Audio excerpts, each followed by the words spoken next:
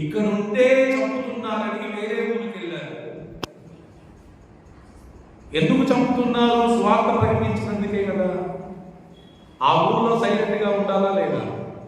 కానీ ఏం చేస్తున్నారు? ఆ ఊళ్ళో కూడా దేవుని గురించి ప్రకటిస్తూనే ఉన్నారు. దయచేసి బాగా వినండి. ఈ రోజున సంఘం సువార్త విషయంలో పూర్తిగా చచ్చిపోయిన పరిస్థితుల్లో ఉన్నారు.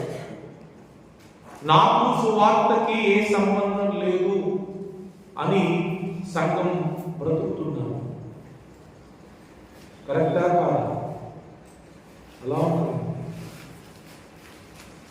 నాకు సువార్తకి ఏ సంబంధం లేదు, ఎవరుంటే పాస్టర్ గారు చూసుకుంటారులే అనే తీరు ప్రతి సంఘములో ఉంది. నేను జీసస్ గాస్పల్ చర్చ్ అని పెట్టింది ఎవరో చెప్తే పెట్టలేదు. చాలా స్పష్టంగా దేవుడు నాతో మాట్లాడితేనే నేను ఆ పేరు పెట్టాను. నాకు సుధీరయ్య గారు చెప్పలేదు, సురేష్ గారు చెప్పలేదు. నేనే వాళ్ళకి ఫోన్ చేసి ఇలా పేరు పెడదాం అనుకుంటున్నాను. వాళ్ళు అన్నారు, ఎందుకు అలా పెట్టాలనుకుంటున్నావు అంటే, నాతో దేవుడు రాత్రి మాట్లాడాలని చెప్పాను. దేవుడు మాట్లాడిన తర్వాత ఇంకా మేమేం చెప్పగలం? క్యారీ అని చెప్పాను. చాలా స్పష్టంగా, చాలా క్లియర్గా ప్రభు నాతో మాట్లాడారు. ఈ పేరు పెట్టు, అందుకే నేను పెట్టాను. ఆ పేరు మీదనే మనం రిజిస్ట్రేషన్ కూడా చేయించాం. దేవుని కృప ఏంటంటే తెలియకుండానే చాలా ప్రాంతాలకి సువార్త ప్రకటించడానికి కూడా దేవుడు సహాయం చేశారు.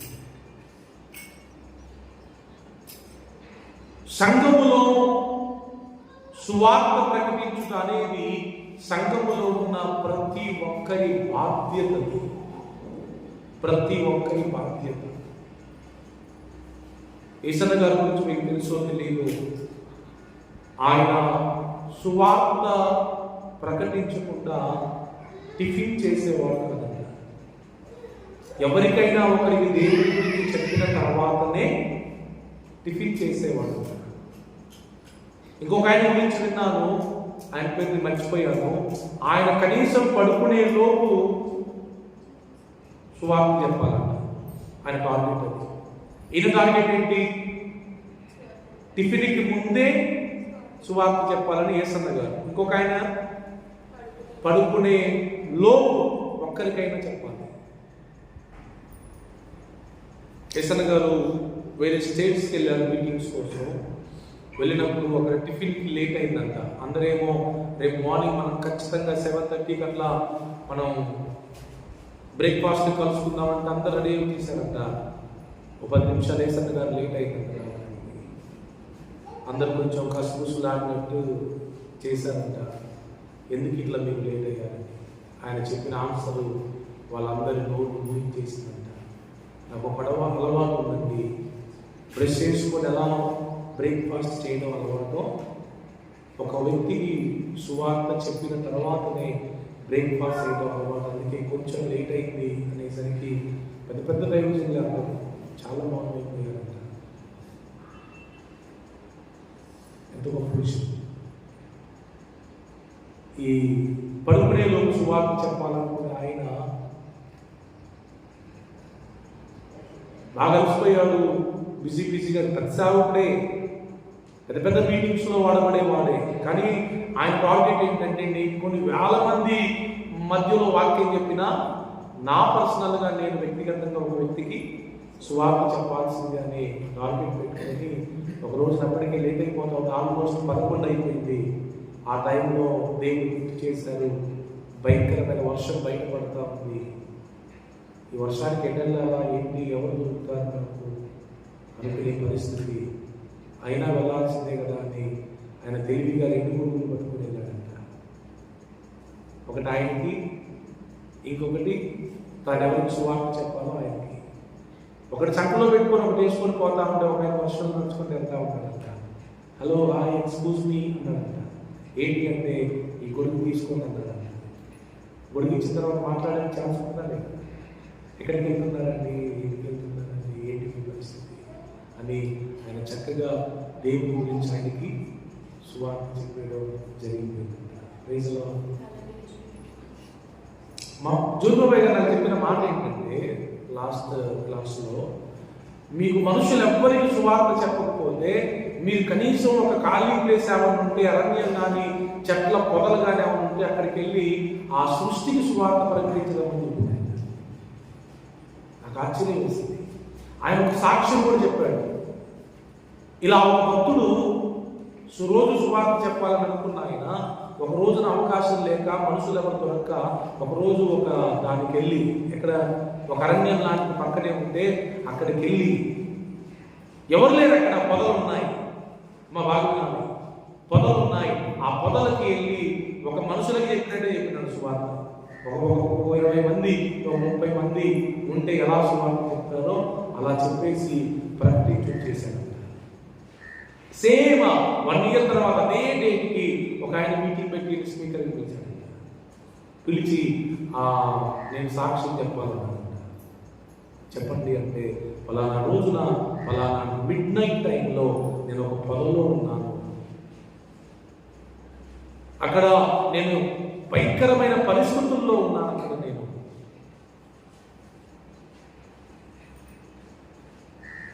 అటువంటి పరిస్థితుల్లో ఒక దైవజనుడు వచ్చి నాకు సువార్త అందించాడు. పొదల సాకులో నాకు ఆ మాటలు విని తిరిగి ఇంటికి వచ్చి నేను మార్పుకుంది బాప్తిస్మం తీసుకొని రక్షింపబడ్డాను చెప్పాడు. దేవునికి మీకు తెలుసా అండి, పౌలు చెప్తాడు సువార్త యొక్క గొప్పతనాన్ని కొరింథీయులకు రాస్తూ, సిలువను గురించిన వార్త నశించిపోతున్న వారికి వెలితనం కానీ రక్షింపబడుతున్న మనకు దేవుని శక్తి అయి ఉన్నది అన్నాడు. సువార్తలో ఉన్న గొప్పతనం. ఇంకో మాట చెప్తాను, నేను ఇంకో ఇన్సిడెంట్ చెప్తాను. నేను లాస్ట్ వీక్లో నా స్టాటస్ కూడా పెట్టుకున్నాను, ఎక్కువ చూసాను నాకు తెలియదు. ఒక దైవజనుడు ట్రైన్లో ప్రయాణం చేస్తూ వెళ్తుంటే సువార్త ప్రకటిస్తున్నాడంట, యేసయ్యే నిజమైన దేవుడని. ఆ భూమిలో ఉన్న ఒక ఆమె బ్యాగ్ గుర్తు పెట్టుకొని చూసి ఆ పాస్టర్ గారిని సైలెంట్, ఇంకోసారి మాటలేమని చెప్పొద్దు, సైలెంట్గా ఉన్నాడు. దేవుడు అంటున్నాడు చెప్పు అని. మళ్ళా లేచి యేసయ్యే దేవుడు అంటున్నాడు. ఆమె ఏం చెప్పింది నీకు మొయ్యి మళ్ళీ దేవుడు అంటున్నాడంట, లేదు నువ్వు చెప్పాల్సిందే. లేచాడంట, ఆమె చంప మీద కొట్టేసింది, పడిపోయాడంట, సైలెంట్గా ఉన్నాడు. దేవుడు అంట లేదు చెప్పాల్సిందే. మళ్ళీ నేను చెప్తున్నాడు, ఏంటయ్యా నువ్వు ఎందుకు చెప్తున్నావు అని అందరూ అట్లా చూస్తున్నారు. ఏమలే తాము తింటా ఉంది. ఈలోపు వాళ్ళ అబ్బాయి వేసాడంట పక్కనే, మమ్మీ ఆయన తిట్టకు, ఆయన నిజమైన దేవుని సేవకుడు అనేసరికి ఆమె నోరు మూసేసింది. ఈ చుట్టుపక్కల వాళ్ళు ఆశ్చర్యపోయారంట. ఈ చిన్న అబ్బాయి చెప్తుంటే ఆమె మౌనంగా ఉండేది. ఇంతకుముందు తిట్టినామే, ఈ చిన్న అబ్బాయి చెప్పగానే ఏంటి ఆమె మౌనంగా ఉంది అని ఈయన కూడా ఆశ్చర్యం వేసిందంట. అదేంటి ఈ చిన్నపిల్లగాడు ఎవరో మమ్మీ వద్దనేసరికి ఆగిపోయిందని అంటుంటే ఆ పక్కన వాడు అడిగాడంట, ఏంటమ్మా ఈ అబ్బాయి తింటే అయిపోయిందండి. ఆ ఉన్నదంట ఏం చూసుకుంటా, వీడు నా కొడుకండి, పుట్టుకతో వీడు మోగోడండి, వీడికి మాటలు రావండి, మేము ఊరికి వెళ్తున్నాం, వీడు మాట్లాడడం నాకు ఆశ్చర్యం వేస్తుంది. యేసయ్యే వీరికి ఇప్పుడు మాటలు ఇచ్చాడండి, యేసయ్యే నిజమైన దేవుడని. ఈయన మౌనంగా ఉంటే ఆమె క్యాల్కులేటర్ మొదలుపెట్టిందంట. హల్లెలూయా, దేవునికి స్తోత్రం. That's the power of gospel. అది సువార్త యొక్క గొప్ప విషయం, సువార్తలో ఉన్న శక్తి. అది నేను మీకు చెప్పాను, నా వ్యక్తిగత జీవితంలో కూడా నేను సువార్తకర పత్రాలు కొన్ని వేలు కొట్టించాను. సొంత డబ్బులు ఖర్చు పెట్టి కొంతమంది స్పాన్సర్ చేశాను. నా కరపత్రం హైదరాబాద్ వెళ్ళింది. ఒక ఎయిడ్స్ పేషెంట్ దగ్గరికి నా కరపత్రం వెళ్ళింది. ఆమె కరపత్రం చదివి నాకు ఫోన్ చేసింది. నేను ఇట్లా ఎయిడ్స్ పేషెంట్ ఉందని అని చెప్పింది. నేను ధైర్యపరిచాను, ఆలోచన చెప్పాను. ఒక సంఘానికి వెళ్ళడం ప్రారంభించింది. రక్షణ తీసుకుంది. అన్యురాలు మారుమనసు పొందింది, బాప్తిస్మం తీసుకుంది. ఇప్పుడు చిత్రం ఏంటంటే ఆమె వివాహం కూడా అయింది. ఇప్పుడు ఆమె ఆదిలాబాద్ దగ్గర ఉంటా ఉంది. అప్పుడు ఫోన్ చేస్తూ ఉంటుంది, రండి పాస్టర్ గారు మా ఇంటికి అని. ఎంత గొప్ప విషయం! ఒక సువార్త కరపత్రానికి ఉన్న పవర్ ఏంటంటే, ఒక ఎయిడ్స్ పేషెంట్ రక్షణ పొంది బాప్తిస్మం తీసుకొని వివాహం చేసుకొని భర్తతో హాయిగా సుఖజీవనం చేస్తూ ఉంది. ఆయన కూడా ఎయిడ్స్ పేషెంటే. వాళ్ళు బాగున్నారు. మనము సిగ్గుపడకుండా, మొహమాటం పడకుండా ధైర్యం చేసి కనుక దేవుని సువార్తను కనుక మనం చెప్తే దేవుడు చూసుకుంటాడు. పని చూసుకుంటాడా లేదా? వ్యవసాయకుడు పని ఏంటి? విత్తనాలు తీసుకెళ్ళి పొలంలో జరగడం ఆయన పని. మొలక రావడం, మొలకెత్తింప చేయడం ఎవరి పని? అంతేనా కాదు? వర్షాన్ని పంపించడం ఎవరి పని? చీడ పురుగులు తినకుండా చేయడం ఎవరి పని? మొలకెత్తి ఫలించేటట్టు చేయడం ఎవరి పని? వ్యవసాయకుడు చేయాల్సింది ఒక్కటే, విత్తనాలు విత్తనమే, విత్తనాలు విత్తనమే. సువార్త అనే విత్తనాలు మనం ఎందుకో విత్తకుండా బిగబట్టి మన చేతుల్లో ఉంచుకుంటున్నాం. అది భయంకరమైన పాపం. సువార్త చెప్పకపోవడం కూడా భయంకరమైన పాపం. నరకానికి వెళ్ళినోడు బతుకున్నోడికి లెటర్ రాసినాడు తెలుసా? చూసారా? లెటర్ ఫ్రమ్ హెల్. ఒరే దుర్మార్గుడా, దుష్టుడా, ద్రోహి, నీ వల్లనే నేను నరకానికి వచ్చాను. నువ్వు నా స్నేహితుడవై ఉండి, ప్రాణ స్నేహితులమై ఉండి, ఎప్పుడు నా యేసుని గురించి నువ్వు చెప్పలేవు. చెప్పుంటే నేను నరకానికి వచ్చేవాడిని కాదు. Because of you I came to hell అన్నాడు. ఆ లెటర్ చూడగానే మనోడికి ఉచ్చమని పట్టేసింది. నేను అంటున్నాను, మీ మీద కూడా చాలా మంది మీరు చనిపోయిన తర్వాత నిందలు మోపుతారేమో. మీ ఇంటి పక్కన వాళ్ళు, ఎదిరింటి వాళ్ళు, మీ బంధువులు, మీ స్నేహితులు, మీ కొలీగ్స్, నువ్వు నాకు స్వార్థ చెప్పుంటే, నువ్వు దేవుడి గురించి నాకు మాట్లాడుంటే నేను రక్షింపబడి ఉండేవాడినేమో, రక్షింపబడి ఉండేదాన్నేమో. నువ్వు చెప్పకపోవడాన్ని బట్టి ఈరోజు నేను నరకానికి వచ్చాను. నేను నరకానికి రావడానికి గల కారణం నువ్వే అని నీ మీద నిందలు మోపరంటారా? ఆలోచించండి. ఖచ్చితంగా మోపుతారు, ఖచ్చితంగా మోపుతారు. దేవుని కృపను బట్టి నేను ఆ వాక్యాలు అన్న తర్వాత ఈ వీక్లో నేను మా చర్చ్ దగ్గర ఉన్న గుంపులో ప్రేయర్ వాక్ చేయడం ప్రారంభించాను. లేచాను, ప్రేయర్ చేసుకున్నాను, బైబిల్ చదువుతున్నాను. 8 గంటల లేచి అలా ప్రేయర్ చేసుకుంటూ నడుచుకుంటూ ఊళ్ళోకి వెళ్తే ఎంతమంది కనపడ్డారు నాకు. ఇంతకుముందు ఇప్పటి వరకు కూడా వాళ్ళ ఇళ్ళకి వెళ్ళలేదు, ఎవరి పనుంటే లేదు, లేకపోతే లేదు. కానీ మొన్న ప్రేయర్ చేసుకుంటూ నడుచుకుంటూ గ్రామంలోకి వెళ్తే ఎదురుపడి చాలా మంది మాట్లాడారు. చాలా సంతోషం అనిపించింది. ఎంత గొప్ప విషయం! దేవుని బిడ్డలారా, దేవుడు మనల్ని ఇక్కడ ఎందుకు వచ్చాడు అంటే మనం ఇప్పుడు దేవునికి ఉపయోగపడాలని. మీ అందరికీ చెప్తున్నాను, నేను త్వరలో మీ చేతి కరపత్రాలు రాబోతున్నాయి. ఎట్లా వస్తాయంటారా? నేనే ఇస్తాను.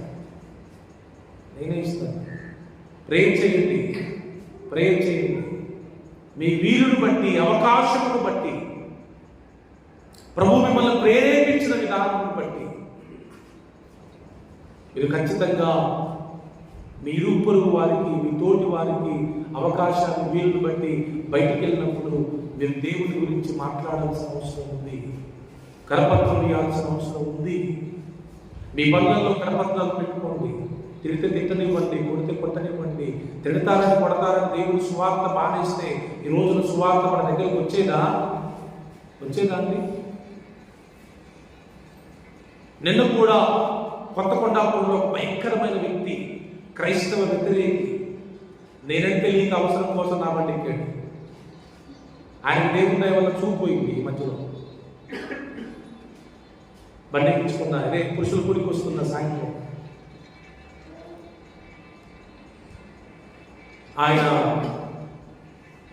మాటలు కలిపేసరి మాట్లాడుతూ ఉన్నారు. యేసు ప్రభు గురించి చెప్పారు, ఏమండి నేను పలానా అన్నాను చర్చి పాస్టర్ గారండి, మా తల్లిదండ్రులు చనిపోయే పరిస్థితుల్లో ఉన్నప్పుడు మేము దేవుని దగ్గరికి వెళ్ళాం, యేసయ్య మా తల్లిదండ్రులను బ్రతికించాలని చెప్పారు. ఆమె హిందువులం అండి అంటారు. మేము కూడా ఒకప్పుడు హిందువులమే చెప్పారు. మేము కూడా ఒకప్పుడు హిందువులమే చెప్పారు. సరే సార్ ఓకేనండి, థ్యాంక్ యూ అండి అంటారు దిగడం. మనము దేవుని సువార్తను ప్రకటించకపోతే, మనం పిరికి వారిగా మారిపోతే, మన సేఫ్టీ మనం చూసుకుంటే దేవుడికి మనం అన్యాయం చేసిన వాళ్ళం ఉంటాం, ఖచ్చితంగా ఉంటాం. కొంతమంది వీరుణ్ణి కూడా చేయట్లేదు, మరీ దారుణం, మరీ పాపం కూడా. మాటల్లో నాలుగు మాటలు చెప్పేసి ఏమైంది, మీ ఫ్రెండ్స్తో కానీ, మీ కొలీగ్స్తో కానీ, మీ బంధువులతో కానీ టార్గెట్ పెట్టుకోవాలి. ఈరోజు ఎవరు కలుస్తారు నాకు, మనం వెళ్ళాల్సిన అవసరం ఉందా? కొన్నిసార్లు కొంతమంది మన దగ్గరకు వస్తారా రాదా? మరి అసలు ముందు చెప్పాలనే భావన మన గుండెల్లో ఉండాలి. ఎలాగైనా దేవుని గురించి చెప్పాలి అనే భావన మన మనసులో లేకపోతే మనం దేవుని పని చేయలేము. దేవుడు మన మీద నింద మోపుతాడు ఖచ్చితంగా. ఎలా ఉంటున్నారంటే నాకేం పని, నేను ఎందుకు చెప్తాను, అది నా పని కాదు అన్నట్లుగా చాలా మంది ఉన్నారు. దయచేసి ప్లీజ్ ఈ రోజున దేవుడు చాలా సీరియస్గా మనతో మాట్లాడుతున్నారు. మీకు తెలుసా ఆయన ఎవరు? ఉత్తర కొరియా, దక్షిణ కొరియా? పాల్ యాంకిచోకి చిన్న పిల్ల కొత్త నిబంధన గ్రంథం నుంచి సువార్త చెప్పింది. నమ్మరు. ఆయన భయంకరమైన స్థితిలో ఉన్నప్పుడు ఆయన ఒక చిన్న పిల్ల సువార్త చెప్తే ఈ రోజున కొన్ని లక్షల మందికి సంఘకార్తయ్యాడు. ఆ పిల్ల నాకెందుకు అనుకుంటే ఈ రోజున పాలయించి ఉండేవాడు కాదు, అన్ని లక్షల మంది రక్షింపబడేవాడు కాదు. మీరు నోరు తెలిస్తే పౌరులు మీ సువార్తలో పుడతారేమో. ఆమె చెప్పుకోరా? వద్దా? పౌరులు పుట్టుద్దా? తిమోతిలు పుట్టుద్దా? పాలయించులు పుట్టుద్దా? మరి మీరు మౌనంగా ఉంటే ఇలాంటి వాళ్ళు ఎలా పుడతారు? మీరు నోరు తెరవాలి, దేవుని గురించి మాట్లాడాల్సిందే. ఒక అద్భుతమైన మాట చెప్పాడు అయ్యగారు, మీ డేట్స్ అపాయింట్మెంట్స్ సైతాను క్యాన్సిల్ చేయాలని చూస్తుంది. మీరు భయపడకండి. తెల్లారితే పేతురు ఆదివారం సంఘంలో వాక్యం చెప్పాలి. విశ్రాంతి నాన్న వాక్యం చెప్పాలి. శుక్రవారం సాయంత్రం వాక్యం చెప్తా ఉంటే తీసుకెళ్ళి ఏం చేశారు? పేతురుని శరసాలలో చూశారు. నెక్స్ట్ మార్నింగ్ మీరు ఎక్కడ వాక్యం చెప్పాలి?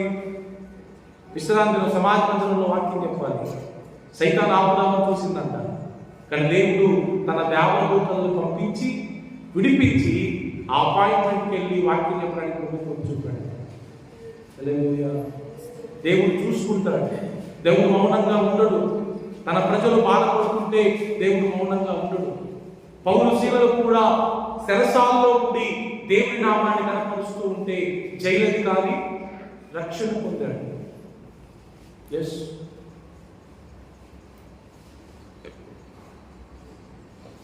కరపత్రాలు మీ దగ్గర ఉంచండి. 30 కరపత్రాలు తీసుకోండి. నెలకి టార్గెట్ ఎంత? 30 కరపత్రాలు, రోజుకి 1. భయం అవుతుంది, పర్లేదు. మీరు నంబరు జ్యోతిబాబు గారు టాస్క్ ఇచ్చారంట ఒక ఊరిలో, మీరు నెక్స్ట్ మంత్ క్లాస్కి వచ్చే రోజు పోలీస్ స్టేషన్కి వెళ్ళి సువార్త చెప్పి రావాలని చెప్పారంట. పోలీస్ స్టేషన్కి వెళ్ళి పోలీసు వాళ్ళకి సువార్త చెప్పి రావాలి. పాస్టర్ గారు వాళ్ళ అమ్మాయి కొంతమంది వాళ్ళు బయలుదేరారంట. పాస్టర్ గారు లేరు, పోలీస్ స్టేషన్కి వెళ్ళిపోయారంట. మన బ్రదర్ ఆ పోలీస్ స్టేషన్కి వెళ్ళిన బ్రదర్ కూడా వచ్చారు. ఆయన పేరు కిరణ్ అనుకుంటారు. వెళ్ళిపోయాడంట. ఎందుకు వచ్చినామని అంటారు, నేను మీతో మాట్లాడాలనుకుంటున్నానంట. మాతో మాట్లాడేది ఏంటంట, లేదండి ఏసఐ గురించి మీతో మాట్లాడడానికి వచ్చారంటే ఆ కానిస్టేబుల్ ఏంటంట, ఎస్ఐ వచ్చిన తర్వాత మాట్లాడదు ఆలోచించుకున్నాడు. ఎస్ఐ వచ్చిన తర్వాత పిలిచాడంట, ఎవరో మీతో మాట్లాడడానికి ఈశ్వరం గురించి మనందరితో మాట్లాడడానికి పిలవమంట. పిలిచాడంటే ఏంటి వచ్చినామంటే ఈరోజు మీకు ఏసఐ గురించి చెప్పాలని వచ్చాడంట. ఆయన అలాగని కానిస్టేబుల్ అందరినీ పిలిపించాడంట. నాకు ఒక్కరికే కాదు వీళ్ళందరూ కూడా చెప్పమని వాళ్ళందరినీ అలా నిలబెట్టి ఒక 5 నిమిషాలు చూడాలని తర్వాత ఆ పాస్టర్ గారు చిన్న మెంటలంట, ఎస్ఐ గారు మీకోసం ప్రార్థన చేస్తానంట. అవునా చేయమన్నట, చేసిందంట, వచ్చేసారంట. దేవుని విశ్వాసం నిజం జరిగిన సంఘటనలు ఇవి. మనం దేవుడి కొరకు ఒక స్టెప్ తీసుకుంటే దేవుడు మన పక్షంగా 10 స్టెప్పులు ఆయన తీసుకుంటాడు. నమ్మకుండా అనుమానంతో అవిశ్వాసంతో ఇలా ఉంటే ఇంతే కదా, తిడతారు అని పెద్ద విషయం ఏంటి. మనం తప్పు చేసినందుకు ఎంతమంది తిట్లా మనల్ని, ఎన్నిసార్లు తిట్లా, కొడితే కొట్టారు దెబ్బలు. తప్పు చేసినప్పుడు ఎంతమంది కొట్టలేదు మనల్ని, దేవుడి కోసం 2 దెబ్బలు 2 తిట్లు తింటే తప్ప ఏమన్నా ఏంటి అయ్యాక కూడుకున్నానుకున్నా దేవుడికి కూడుకున్నాడు. దేవుడు పూనే అని చెప్తున్నాడు. యాక్చువల్గా ఈరోజు నేను యోసేపు గురించి చెప్దామని వచ్చాను, యోసేపు గురించి చెప్దామని వచ్చాను. కానీ దేవుడు మాట్లాడుతున్న మాటల గురించి ఎవరు పెట్టండి. భయపడి పిరిగి వారిగా ఉండిపోతే ఇబ్బంది ఏం లేదు, బలవంతమేం లేదు. కానీ మీ ద్వారా జరగవలసిన పరిచర్య మాత్రం పెండింగ్ పడిపోతుంది. గుర్తుపెట్టుకోండి, పుట్టాల్సిన పౌరులు పుట్టరు, పుట్టాల్సిన టైంలో పుట్టరు, పుట్టాల్సిన పాలైంచులు పుట్టరు. లేట్ చేస్తే లేట్గా పుడతారు. ఈరోజు అవసరం దేవుడు తన ప్రజల పక్షంగా ఖచ్చితంగా ఉన్నాడు, దాంట్లో అనుమానమే లేదు. మీరు పని చేసుకునే దగ్గర మాట్లాడచ్చు దేవుడి గురించి, షాప్కి వెళ్ళిన దగ్గర మాట్లాడవచ్చు దేవుడి గురించి.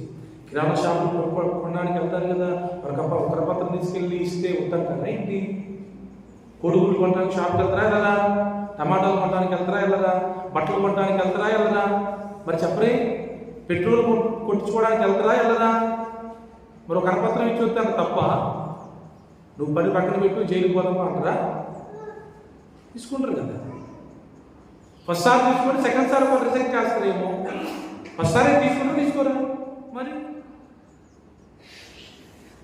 మనసు ఉంటే దేవుడు మార్గాలు మనకి క్లియర్ చేస్తాడు. మన ద్వారా గొప్ప పని జరుగుతుంది, గొప్ప పని జరుగుతుంది. కాబట్టి ప్లీజ్ మీ మనసు పెట్టండి దేని మీద. ప్రేయర్ చేసుకుని బయలుదేరండి, దేవుడు చూసుకుంటాడు. అవసరమైతే రేపు చేయబోయే సువార్త కోసం ఇలా ప్రార్థన చేసుకుని బయలుదేరండి. చూసుకోవడానికి దేవుడు ఖచ్చితంగా చూసుకుంటాడు. 3 రోజుల ఉపవాసం ఉండి బయలుదేరండి, ఇంకెంత బాగుంటుంది. దేవుడి శక్తి వారిని తాకుతుంది. ఆయన ట్రైన్లో సువార్త చెప్పడం ఆపేస్తే ఆ మూగవానికి మాటలు వచ్చాయా, రావు కదా. మరి మనం సైలెంట్గా ఉంటే ఎట్లా,